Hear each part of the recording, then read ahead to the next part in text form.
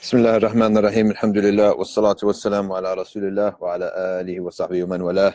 We're back for our Monday live stream, and last week we talked about the importance of the issue of envy, and that happiness is actually more about removing certain abstract things from ourselves than it is about acquiring. So a lot of times we think about happiness as acquiring. Now, the first thing is, some people might ask, well, is our job happiness? Is happiness really our goal? Well, actually, happiness is not a goal, but it's actually a reflection that there's something right going on, that there's something correct happening. And the proof of that is that the most important things are written for an individual as soon as his ruh enters his womb. So the Prophet ﷺ said in the famous hadith, which is in the 40 Nawawi, that then the angel comes and and it writes his ajal, his rizq, his umr, and then lastly he writes the most important thing for last: ashaqiyun aw sa'id, right? Ashaqiyun am sa'id. So is this person going to live a miserable life, or are they going to be sa'id, or happy or felicitous? So the point about this is that, firstly, what is it that determines what is happiness and what is sadness? So likewise, this whole subject shouldn't be separated from the deen itself. So the meaning of sa'ada is, part of the meaning is that your situation in this life leads to a long-term benefit, all right, and a benefit after life. So there's no point in having any happiness now. As we all know, secularly speaking, even, there's no point in having any happiness now, knowing that in 40 years it's going to lead to misery, like it's going to lead to cancer, okay, or it's going to lead to divorce, or any other thing. So that's the first thing. So we all can all agree on that. Now, once we believe in akhirah, now we realize that there's no point in any happiness here, all right, or any pleasure here, if it's going to lead to misery in the akhirah, okay, or hellfire in the akhirah. So even the meaning of happiness. The second thing is that what we actually believe is that all of the sacred law has not just come just to test us and what people think. It's like, God's going to test how much patience you have, and then he may give you a reward later. No, rather, the sacred law is coming to us to tell us how to be happy right now, not just in the future, right? How us and our societies themselves can attain a type of serenity and tuma'nina here in this life, and stability here in this life before the next life. Okay, so some people imagine that the Sharia comes to just test how to make you have a miserable life so that you can come in the akhirah and then be happy and get your reward there. That's actually not the case, right? So anytime, though, that you might say, well, okay, well, if the Sharia wants us to attain happiness, and all the fuqaha say this, by the way, that all the Sharia comes to remove the mafasid and to bring the manafi'. But it's just people don't understand what it means to be happy, or how to attain it, okay, or have a wisdom on the importance of stability. So what the Quran is telling us is that, where do we leave off? See this dog barking. I don't know, every time I come out to do the live stream now, this dog's after me here, and his owner is trying to call him back, but he's like literally right at the edge of the fence, and his owner's yelling at him now, so it got me distracted. But what we were saying is that just like a child doesn't know what's going to make him happy, likewise, we are like children, relatively speaking, because we don't know in 60 years what our action today is going to affect 60 years, let alone the akhirah. So just like children today, all right, don't know that it's sleeping early, studying, all right, learning manners, okay, doing these types of things, reading is going to benefit you, okay, and not eating candy, playing, etc. That we only let you have that because your nature wants it now, so we let you have a little bit of it now, all right, to get it out of your system, so you don't fantasize about it, or it doesn't become some kind of mystery in your mind, because the more something becomes a mystery, the more you want it, okay? So parents will allow that for a little bit, okay, because that's what they need now. But they know that if you want to have a good future, then what you're going to do is learn some discipline, learn some manners, learn some hard work, read, do these types of things, okay? And that's what's going to benefit you. Sleeping all day in the summer is not going to benefit you. Studying, getting a good internship, that's what's going to benefit you. So we all understand that children, they want to be happy, but they don't even know how to be happy, okay? Or they know how to be happy right now. They don't know what is required to establish happiness down the road, right? Down that 20, 30-year timeline that we as adults have been have already been through that, right? So likewise, the Anbiya and the revelation have come to us with something that we don't know. Like, we don't know what's coming, all right? We have no experience of what's coming. So in that sense, like, the human being by himself is not to blame, all right? Because all we know is right now. All we know is this life. That's the only precedent we have to go on. So we have faith. We take on faith the aspects of the afterlife and akhirah, and so we trust in prophets when it comes to what they're telling us is coming, and therefore what we need to do to prepare. All right. So be light. Don't have so much. Don't worry so much about this dunya because you're going to leave it. Okay. Likewise, you would tell the same thing to a kid. Don't worry so much about what the kids in kindergarten think about you. Don't worry about so much that the kids in 4th grade think you're a nerd for reading so much. Okay. Well, likewise, in the same way, the prophets are telling, don't worry what people think about you here. Don't worry about amassing too much. Whatever happens is going to be forgotten. Just like a high schooler, if they're depressed, you're going to tell them, listen, you're going to go to college, and on like the 2nd week of college, you're going to forget everything that happened in high school. Okay? It's just a whole new world has just opened up. Okay? Now, all these nerds that went off to Harvard and Yale, and they were a bunch of geeks in high school, I don't even know if they have this breakdown, but back in the day, the breakdown was jocks, right? Nerds, okay? And then you have people in the middle who are good at everything, or a little bit of everything, like these golden boys, okay? And then you had the grunge types who were like weird, okay? And these ended up doing the shootings, okay? So you had all these different groups out there. And likewise, what would you tell a kid, right? I don't know if that exists now. They probably don't. It's probably different now, but that's how it used to be, okay? So you would tell a kid, listen, it doesn't make a difference if out of 400 kids in your grade, you're like the least cool kid, okay? Because the moment you step foot into your Ivy League college, it's all going to change. The moment you get your acceptance letter, all of a sudden you're the coolest kid in the school, right? So it's all going to change. Likewise, this dunya, all the struggle that people are going through, and whether or not they're popular or otherwise, all that's going to change. All the good of it and the bad of it. The good of it doesn't benefit you, okay? In other words, your fortunes, your good fortune, that's not going to benefit you. Being cute in this life is not going to benefit you in the akhirah. Being rich is not going to benefit you. Being of lineage could benefit you, okay, if you have good deeds on top of that, all right? If you have enough to win over the intercession of your family, then a good family would benefit you, all right? Righteous family would benefit you. But ultimately, none of that stuff is your ultimate benefit. So we're told and we're taught, ignore all this stuff, all right? So now, in the same way, a person who goes through this needs a lot of hope, okay? And this is why Imam al-Ghazali, and again, we're reading from this book, and every week I read from a different book off the shelf, and this is one of the best books that you could buy. Mukhtasar Ihya Ulum al-Din. It's by Imam al-Ghazali. The translation is by Marwan Khalaf. Translation the printing is done out of Turkey. Really nice bind, and it sticks on your bookshelf, pops out of your bookshelf with the orange cover here. But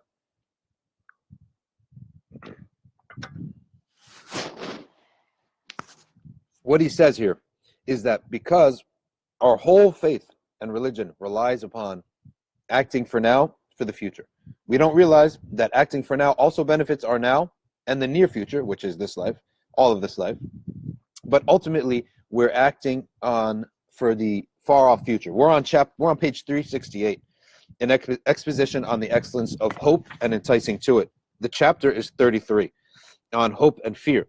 What he says something very unique here, that hope is more important than fear. Okay, that verily working on hope is superior to working on fear. Okay, as the closer servants to exalted God are the dearest to him. Okay, and love wins with hope. All right, so fear breeds good behavior and obedience. Okay, but love breeds better behavior. Hope breeds better behavior and love. Okay, so hope has a lot better fruit, right, than fear. Fear might have an immediate impact, okay, but hope has a greater fruit. Okay, so that's the difference between the two, and you need both. The fear has an immediate impact, all right, to do zajr. Zajr is to shock someone out of their state of heedlessness and sin, while hope, though, breeds a better behavior, a better mood, better ibadah, and ultimately more love for the divine. Okay, and hope is what we need to think about, because يَوْمَ يَنْفَعُ الصَّادِقِينَ صِدْقُهُم, and Allah subhanahu wa ta'ala tells us the day that honesty benefits, okay, the people who are honest, because oftentimes honesty doesn't always benefit a person in this life. Okay, Now, all other virtues will benefit you. But a merchant, for example, if you're in trade, if you're trying to pass anything off, any relations between human beings, there's never 1,000% honesty, okay? Because we know that there's a lot of harm with the truth, right? The truth isn't always pretty. So, but the sidq in general, right? In general, will require some sacrifice in this life. And the only way to actually do it is to be by thinking about the akhirah, all right? Because what we said last week, you can't ask someone to remove dunya from their hearts and from their interests or what have you. You have to displace dunya. You can't just remove it, because nature abhors a vacuum, right? And the nature of Allah's creation in this world, it abhors a vacuum. There's rarely an empty space. If you have an empty bed of soil, what are you going to have? Weeds, okay? It abhors a vacuum. So your heart as well, and the human heart abhors a vacuum. So you can't just say, stop doing this, stop loving this. Rather, you have to say, do this instead.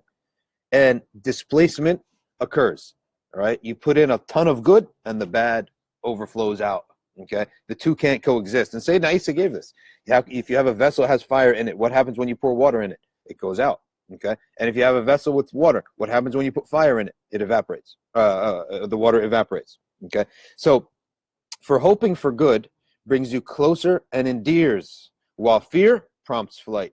Okay, so the beginning should be a good dosage of fear that makes you afraid of certain barriers and limits, all right? Like a stove, you don't come near it because you got burned once. You only need to get burned once, but you need to have hope every day, okay? So then he says, none of you will pass. He indicated this, Prophet sallallahu alaihi wasallam, none of you will pass away save he thinks well of God. Prophet sallallahu alaihi wasallam is saying, on your deathbed, think well of Allah subhanahu wa ta'ala. And the people should remind people of the mercy of Allah subhanahu wa ta'ala on their deathbed. And he sallallahu alaihi wasallam visited a man who was in his death throes and asked, how do you find yourself? He replied, I find myself afraid for my sins and hoping for the mercy of my Lord. Some people wonder, how do we have fear and hope at the same time? Well, fear and hope occur by fear of our sins, but hope for Allah's mercy. So the object of the fear and the hope is different. The object of fear is our own sins, and the object of hope is Allah's mercy. Okay. He said, the two never came together into the heart of a servant except that Allah granted him what he hoped for and calmed him of what he feared. So al-amn min makrillah is that you feel smug even though you have plenty of sins. You feel that no matter what happens, I could do all these sins, nothing bad is going to happen. That's the first problem. Okay. And the opposite is the case too, where you have so much hope that Allah is so merciful. There's no way he could torture me, right? So the two, or my sins are so minor in comparison to others. One of the biggest things that Shaitan uses is that he says to you, okay, what did you do? You did X, Y, and Z. Well, so-and-so is doing 10 times worse. And all these people are doing 100 times worse. Relativity in sins. This is one of the things that people, if you notice, that are not educated in deen or not even committed in deen, they have this habit of patting themselves on the back by saying, okay, well, we didn't do so many sunnahs, right? And we have some sins here and there. But other people are swimming in riba and zina and drinking khamr, okay?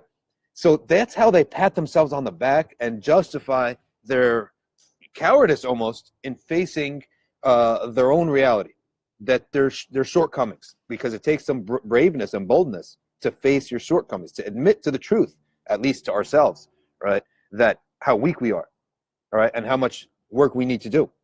So in order to not do that, to not do the hard work of auditing ourselves, and first of all, the fact that we audit ourselves is already cheating, all right? Because nobody really should audit themselves, okay?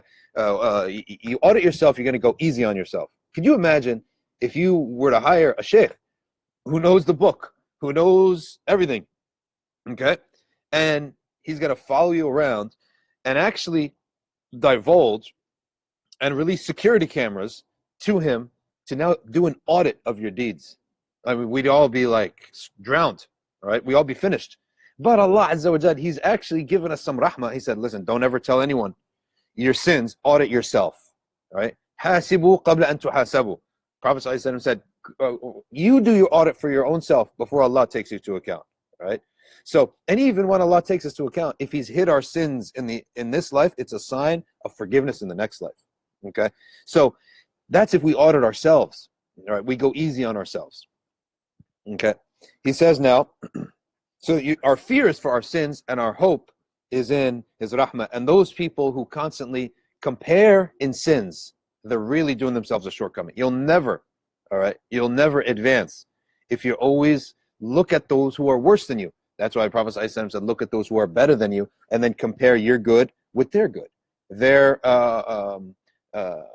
zuhud and your zuhud. Their indulgence, right, which is very low, and your indulgence, very high. Right? So constantly compare yourself to them. And so much so, مَنْ تَشَبَّهَ بِقَوْمٍ فَهُوَ مِنْهُمْ. If you only could find the salihin and only have the image of them, right? Right? And all you could do is love them. The Prophet gave 2 criterion if you are so weak. Okay? And sometimes I read some of the biographies of even contemporary people, and I say to myself, this game is over. Right? There's no way we're catching up to these, all right, to these men. But the Prophet gave 2 things. Al-mar'u ma'aman ahab. On Yawm al-Qiyamah, you're resurrected with those who you love. Okay? So what does that mean? Does that mean I have all his rewards? No, it's not equal. Right? However, the protection, you're behind him in protection. So if he's protected from all these ibtila'at, all these ahwal of qiyamah, not ibtila'at, but ahwal, disasters of qiyamah, okay? And they would have struck you, but you're being in his camp because you were resurrected with him, you'd be protected from them. Just like if a man has a home and there's a storm out and he lets you in the home, okay? Is it your home? No. Did you earn it? No. But are you protected from the rain? Yes. Are you warm? Yes. Are you eating? Yes. Do you have a place to sleep? Yes. So it's not yours, okay? But you get the protection that lahum ma lana wa alayhim ma alayna. So that is simply by loving a type of people, and man tashabbaha biqawmin fahuwa minhum, and trying at least to have even the superficials, okay? Because that breeds love. To imitate someone is a sign of love, so actually imitating the salihin is encouraged. Even if, let's say, everything's bad, but at least the one thing I could do is like pick up a miswak, or try to appear like them. At least this, what it does is it breeds love. The more you imitate someone, it breeds love, and then all of a sudden, maybe one day it'll actually trickle down. As Ghazali says, the sick heart, all right, the sick stomach keeps vomiting the food. But what is the solution? Stop eating, you die. No, keep eating. Maybe one day it'll actually come down. So likewise, keep imitating. You keep failing. Maybe one day the circumstances will change, right, and it'll work out. Okay, and you'll become what you've always imitated. So the idea that loving a people, you'll be resurrected with them, doesn't mean you have their deeds. Doesn't mean you don't have sins. It means that what their deeds protect them against from the ahwal of qiyamah, the disasters of qiyamah, you get protected against, just like the metaphor we just gave with the home and the storm. All right, you love someone, he invites you into his home, you're protected from the storm. It's not your home, okay? You don't get credit for it, right? But you're protected from it. Okay? He says, verily, one who is so overcome with despair that it imparts to him lethargy, or so overcome with fear that it harms him as well as his family, then both cases need medicine for treatment. Now, when we talked about the sins of Iblis, and we said that it was envy, was the first obvious thing, and the envy was actually love of dunya, and dunya, we said, is not just material world, it's anything that distracts from Allah. And his dunya was his rank, that he had a lofty rank relative to the rest of creation. He was above, all right, the bulk of the rest of creation, including the angels. That's what he loved. So when he says, no, this rank is actually going to go to Sayyidina Adam alayhi salam, he became full of envy. So envy is a fruit. It's a function of love of other than Allah. So that when Allah gives that thing that you love so much to someone else, right, and you become full of envy, right, then you suffer from envy. Okay, but if you love something for the sake of Allah, then you should have no problem if Allah Himself, right, just wills to give it to someone else, because you only love something because Allah told us to love it. So the real love is Allah, and the love of something else is the function of that love of Allah. Okay, so therefore, if Allah Himself chooses to give it to someone else, Allah, that's His choice. I accept all His will, right? And you come to love His will. So someone loves something like wealth, so he can give in sadaqah and draw near to Allah.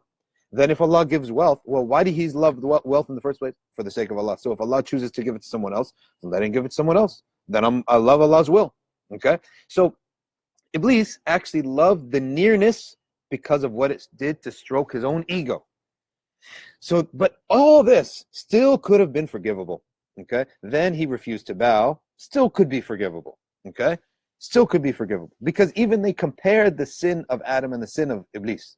And they said, look, Iblis sinned, and his sin is actually, you can almost understand it from the aspect that this creature has been worshiping Allah for over 1,000 years. And it is said that there is not a place on this earth except that Iblis had prayed there. That's how long he lived on this earth, okay? And he had prayed everywhere he went, okay?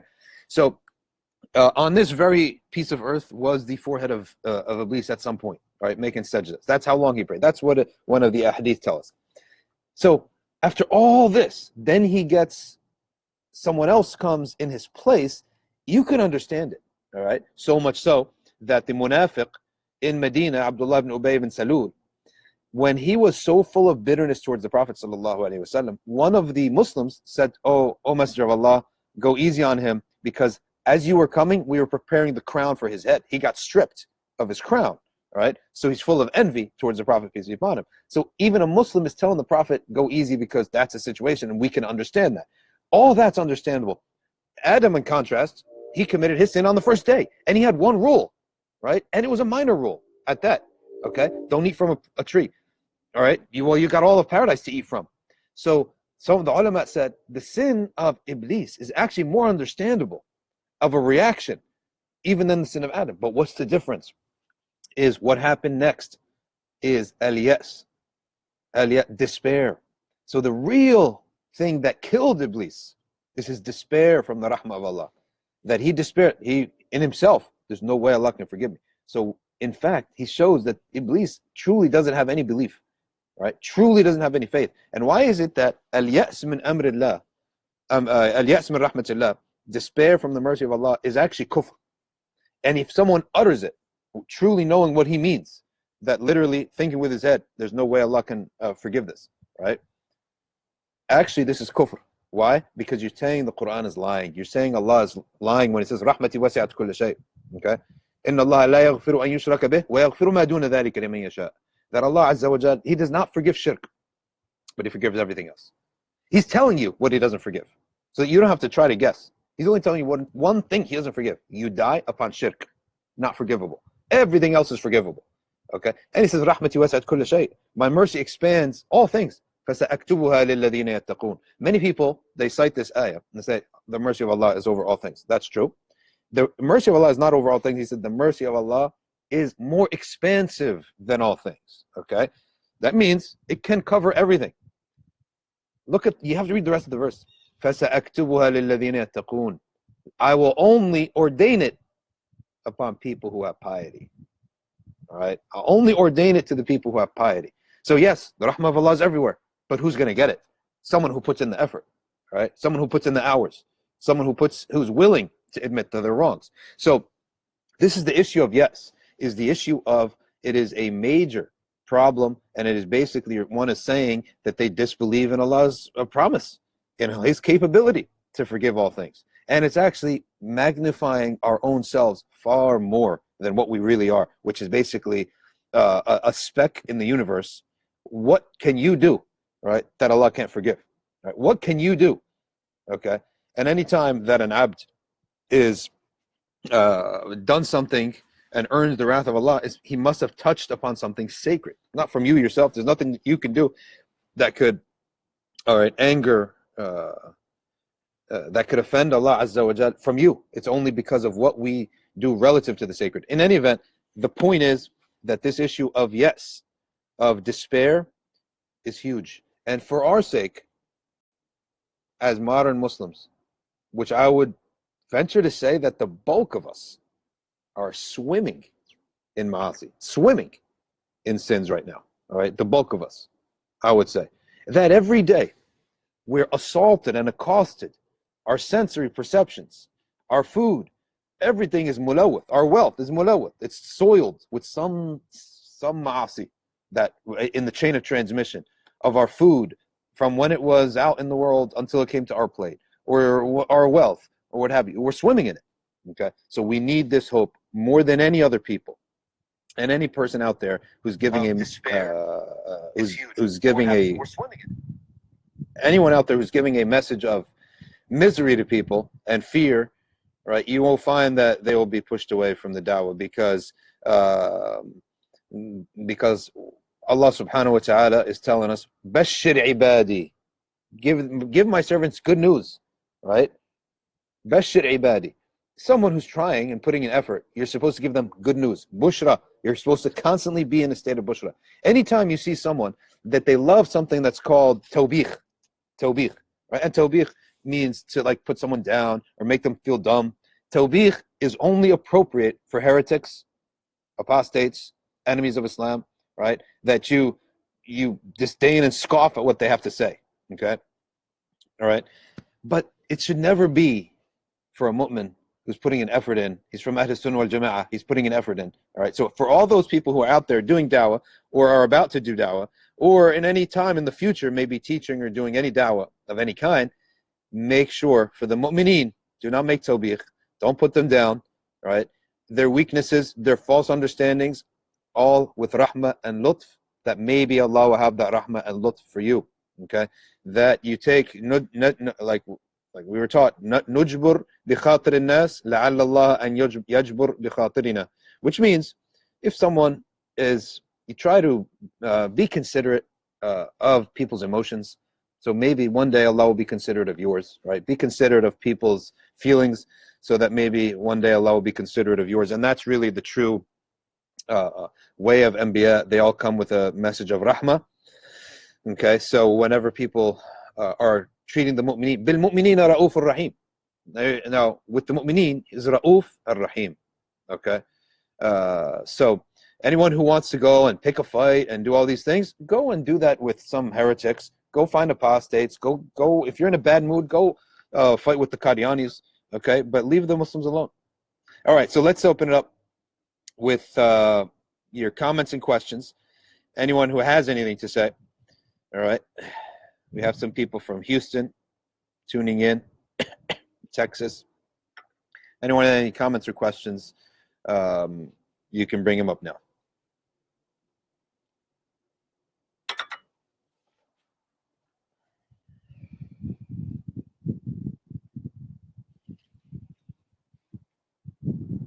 Yeah, off topic is fine. No problem.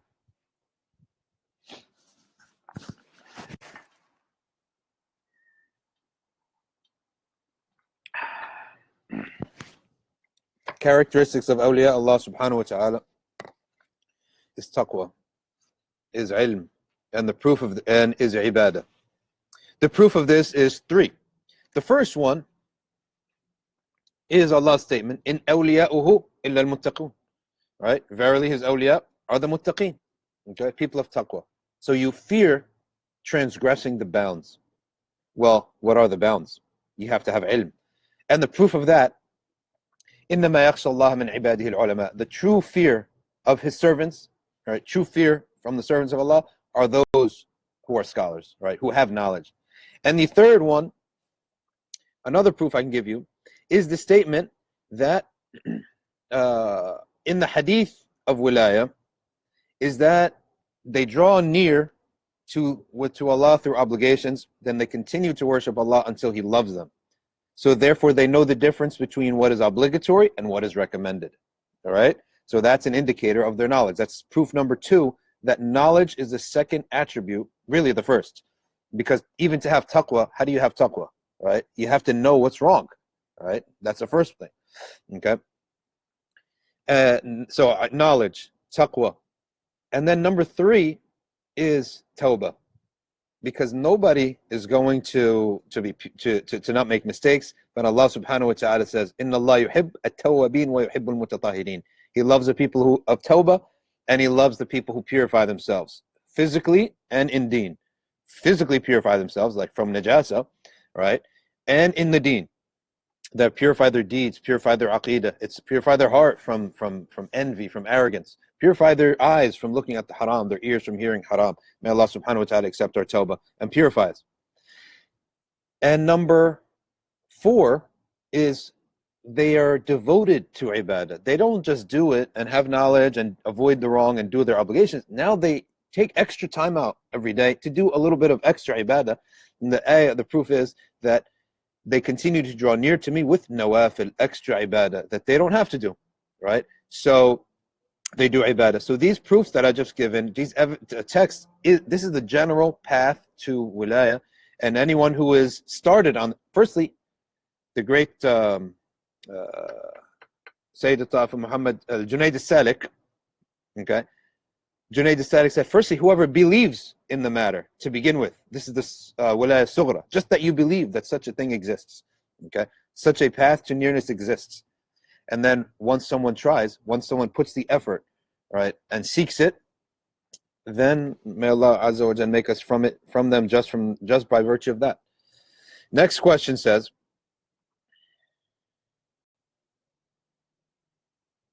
this is by Abid Nizam. He says, how do you supposed to do when you fell in love with a non-Muslim hoping she one day convert to Islam but fear of opposite?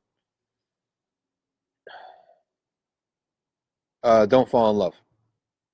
It's not good to fall in love. Use your brain first, then fall in love with someone who you know you're compatible with, right? This is the problem. You fall in love with someone, but you're not compatible. Don't fall in love. Reverse it. And recite a lot of Quran to strengthen your heart from being weak-willed and falling in love. Recitation of Quran makes firm the heart, okay? I don't recommend someone falling in love with someone that's not compatible. All those women who fell in love with the Beatles and Elvis and they're killing themselves, and all the girls today fall in love with Justin Bieber and they're never going to have him, right? Like, don't fall in love, okay? Make your heart strong from falling in love with someone. I'm sorry, this sounds harsh, but it's actually the best advice, right? Don't fall in love, okay? Then you're controlled by your love. So find someone compatible, make sure it's practical, then get engaged, then fall in love all you want, okay? What is your understanding of dream interpretation? Not much. Is it something that can be learned academically, or is there a necessary metaphysical component to dream interpretation? Both ilm and nur that Allah puts in the heart of someone. But you have to ask someone else because I'm not really learned on this. All right, the next question says, with regards to wiping over the socks during wudu, what is the position in the Maliki school of thought?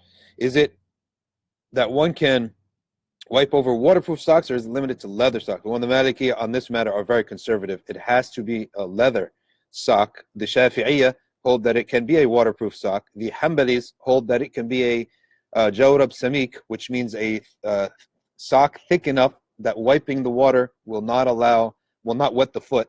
Okay, and those are the positions on it. The Hanafis are like the Malikis in this, that it has to be a leather sock. Shoes, yes, if it's over the ankle. Okay. Fawzia says, I've heard that there are awliya of shaitan. How do we identify them? Yes, there are human awliya of shaitan. That's true. Okay, and the shaitan means far from the mercy of Allah. And the sign of awliya al-shaytan is all the opposites of awliya Allah. And is that they love the evil. Not they do the evil, they love the evil. And they are hidden. Like a mu'min is what? What you see is what you get, right? Well, the way of shaitan is the opposite. What you see is not what you get. What you see looks good, and what you get is really bad. There was a second sign of the awliya of shaitan.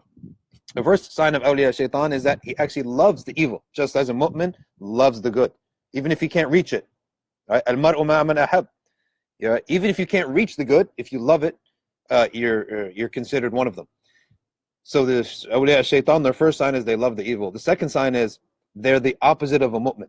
Okay? We say, Ya ayyuhalladhina amanu, lima taquluna ma la taf'alun. Right? So be one. Qulu qawlan sadida. So many ayahs telling the mu'min, be one. Don't be a munafiq. What you see is what you get, which doesn't mean that you have to say all the truth all the time. Okay, you can be selective in what you say if there is a benefit. Okay, and if there would be otherwise a harm. But the awliya of shaitan, what they do is you see something really good, you get something really bad. The exact opposite. What did the Prophet ﷺ say about the Dajjal? Right, he's going to give you a river. There's going to be a river of clear, cool water and a fire. Choose the fire. Right, and you'll find it to be the good. And avoid the river. Whoever jumps into that river, that illusion that he gives you, is going to find it to be the fire. Okay, so everything opposite. Al-Masih ad-Dajjal, the fake, he's a fraud, he's a fake. Okay, he's everything on the outside. Okay, it looks good. On the inside is the opposite. So those are signs of the shayateen al-ins, and I think the shayateen al-ins are actually putting the shayateen al-jinn out of business. Okay, because we are so good at evil these days. I think that we've cornered the market on evil, and the shayateen al-jinn, I think most of them are unemployed. Sharifa Morgan says, Assalamu alaikum wa rahmatullahi wa barakatuh. Wa alaikum salam wa rahmatullahi wa barakatuh. What is the ruling for organ donation? First, that one. The ruling for organ donation is that the conservative ruling is that your organs are not yours. They're on loan to you. Okay? So you cannot donate what is not yours. The second opinion is that if there is a darura, then you may give it out, with one exception. Okay? In other words, someone's life or limb is going to be saved, right? Then you can give your organ out, with one exception, which is the reproductive organs. So you can't donate sperm, you can't donate the eggs. Your reproductive organs can never be given out. In terms of what's the Shafi'i opinion on that, for follow-up, we would have to ask our resident Shafi'i faqih, Tariq Amir. I don't think he's on Facebook though, but we can ask him.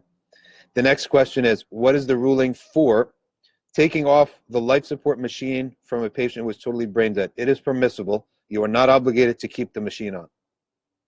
Also, rules on those who request for don't resuscitate. No. If you can save someone's life and they've requested that you don't resuscitate them, then no. They would. You have to, it's an obligation to try to save someone's life if possible. It's not an obligation to keep them on a machine, an external force keeping their life alive. Samia says, Assalamu alaikum. Wa alaikum salam wa rahmatullah. Question related to Salat al-Duha. Okay, if Dhuhr is at 12:45, when is the limit to pray Salat al-Duha? Right before Dhuhr. So Dhuhr comes in and their sun is at the high point, then no Salah is allowed at that moment. So let's say 5 minutes before the adhan of Dhuhr is the end of Duha time. The beginning of Duha time is as soon as the sun rises up enough that what they say is qadr al-rumh, which means that if you stuck a spear in the ground, the sun would be above that spear. So the calculation of that is 20 minutes after Fajr is out. So look on the calendar. If Fajr is over at 6:50, then add 20 minutes, so 7:10, Ishraq. So from Ishraq, you can pray it right away. Ishraq becomes your Duha at the time. At that point, 2, 4, 6, or 8 rakahs. And if you don't do that, then you can pray from the Ishraq time all the way up to a few minutes before Dhuhr, and then you can pray Duha 2, 4, 6, or 8 rakahs at a time. Okay.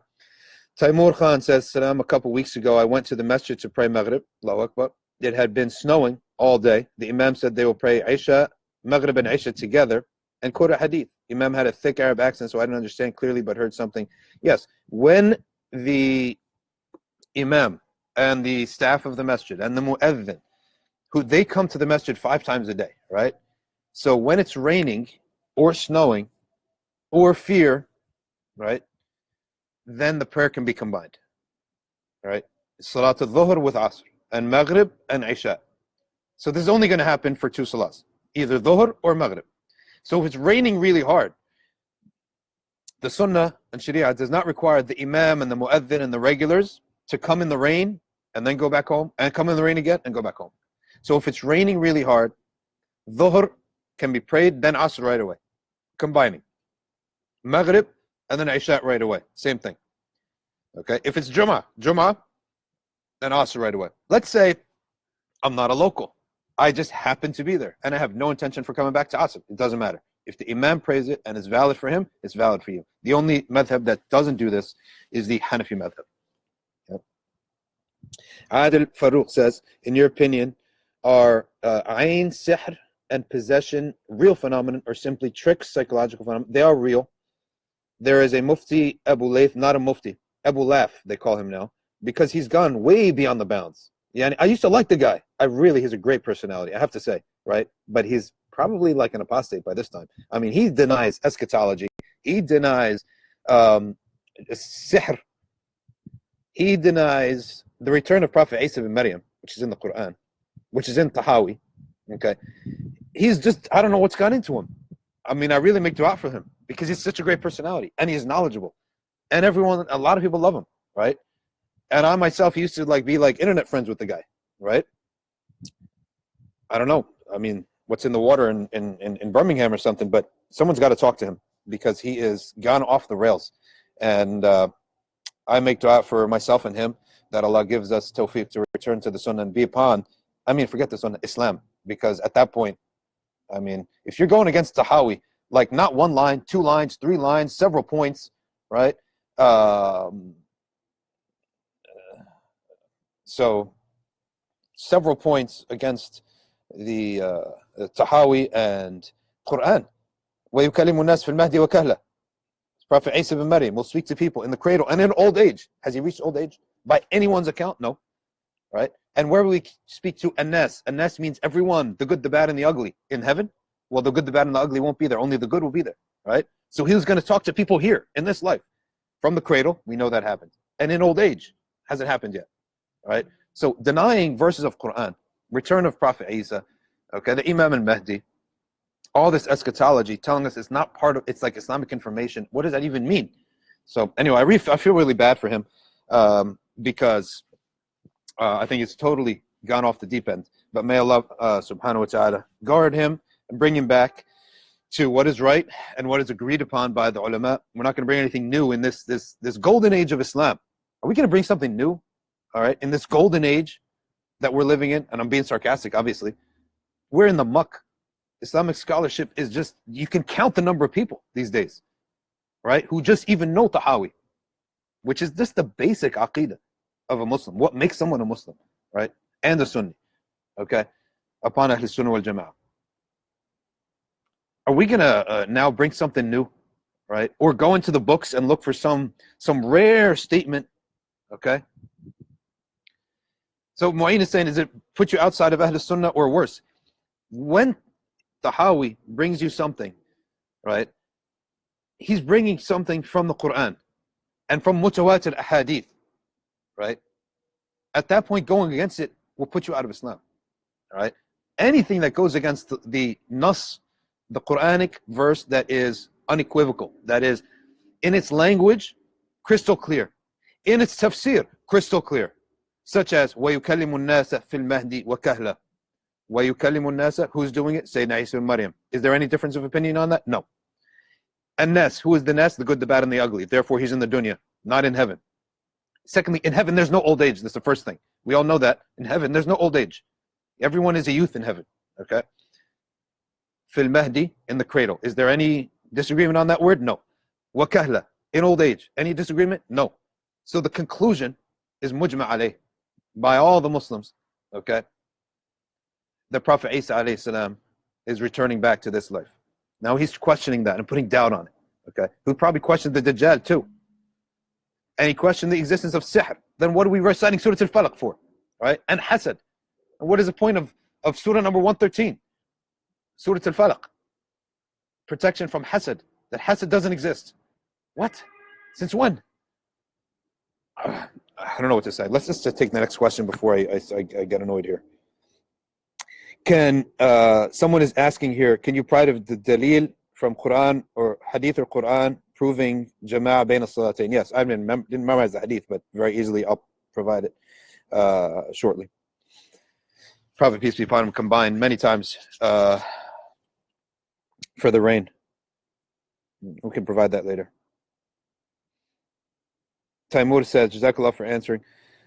I typically follow the Hanafi side, so it makes sense why I never heard the question. Yeah, because the Ahnaf don't do it. Our Imam in the masjid is a Hanafi, and he steps out, and then the rest of the Jama'ah does it because he's a Hanafi, he doesn't do that. Okay. What advice would you give to one who constantly complains to you about how Salah and other acts of worship have no effect in his figuratively dead heart and nothing changes? He asks, what's the point then? I pray, but I don't even feel like praying. It's not about feelings, Habibi. All right? This is about avoiding hell. That's going to be a worse feeling. This is not about feelings. Do what you're supposed to do. Does anyone feel, I don't feel like doing this math homework. I don't feel like paying these taxes. I don't feel like following the speed limit. I don't feel like putting my safety belt on. I don't feel like locking my door. I don't feel good about it. It's not about feeling good, okay? It's about avoiding harm. So your premise is wrong. You don't worshiping yourself here, okay? Obedience is the first thing, okay? We have to be obedient first. Then whatever good comes good, all right? But avoid the harm first. Do the job. So stop thinking so much about oneself, all right, that this is some kind of yoga meditation that you're supposed to feel good, right, or else you get your money back. It doesn't work like that. Fozia says, how does the layman identify who is a real scholar? By the testimony of other scholars, okay? And the testimony of other scholars will tell you that anyone who goes out there and tells you that Dajjal is not something in Aqidah, Prophet Isa, Imam Mahdi is not something in Aqidah, Hasad, envy, not something in Aqidah. Isra and Mi'raj was a dream. That's also in Tahawi, by the way, that it was actually physical. Like Fil Yaqadha, it says it in the wakeful state. So anyone who you look for the testimony of the scholars of your time, that yes, this person knows what he's talking about. So there should, that's the whole point of Jama'ah. Well, how do you know what a real doctor is a real doctor? Because a whole bunch of other doctors graduated him from medical school, right? How many doctors does it take for a person to graduate from medical school? How many classes does he take? How much residency does he do, right? How many people have to sign off on this person? So it's by communal understanding. So likewise, you need to go around and get the input from other ulama that will all tell you that so-and-so is or isn't speaking the truth.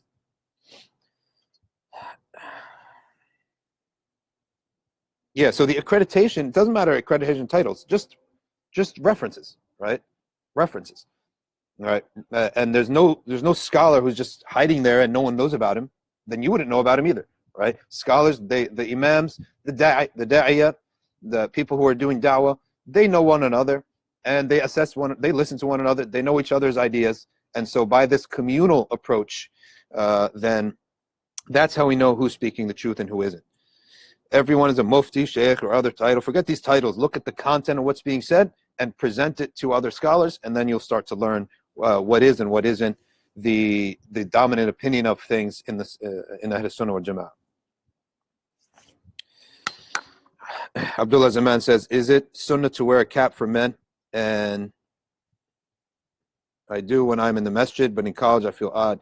It's not necessarily a sunnah. I've never seen in Bab al-Libas that it's a sunnah, but it is a habit or a custom of Muslim men to cover their heads. Okay. And so there is one narration stating that the malaika recognize the mu'mineen by their attribute, and that is that they have head covering. Wallahu ta'ala alam. But it's not from the major sunan, but it's more of a sifa attribute of the mu'mineen. Okay. Especially in the places of piety, the places and the times when they're doing ibadah or other things. Okay, let's see if I missed any questions here. All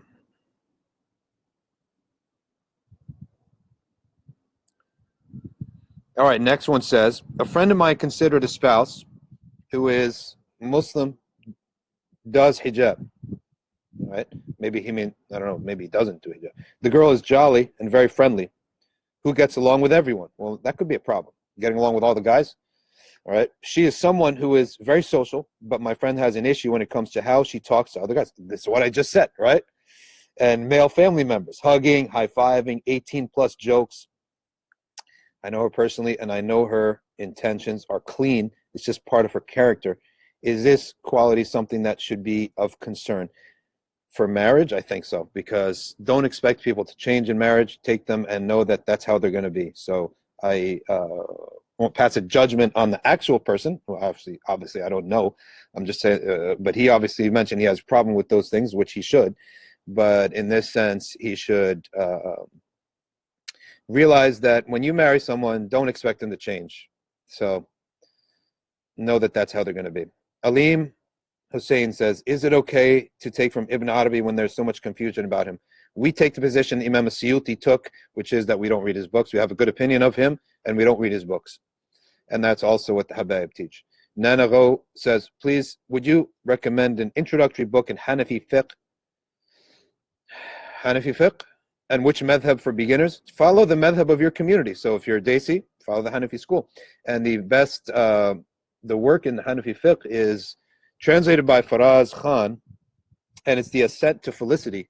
And it has basically a very good amount of what a person would need, maybe even throughout life, in Hanafi fiqh. Again, it's by Faraz Khan. It's a beautiful white cover. That's how you'll know it when you see it. And it's called the Ascent. I believe it's called the Ascent to Felicity.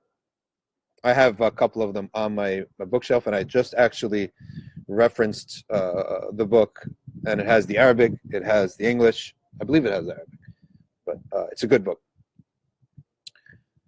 Sheikh, can a hadith be taken into Aqidah? If you could prove a little explanation on this, thank you. We're going to have to cover that another time, but it's getting cold and we got to go. Mu'in is saying, as a correction, not a correction, but addition, in the Hanafi school, they take the covering of the head to be part of a sunnah mu'akkada. A sunnah mu'akkada, I believe. Highly recommended, that's what he said. So that's sunnah mu'akkada. Is music haram or halal?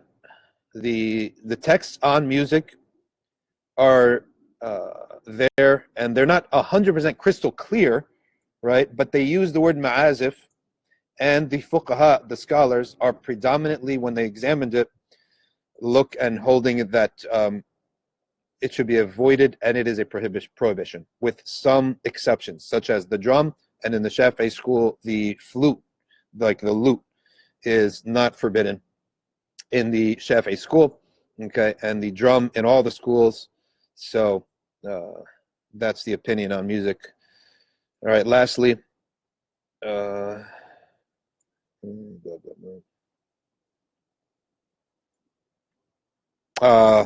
you show the book again, short?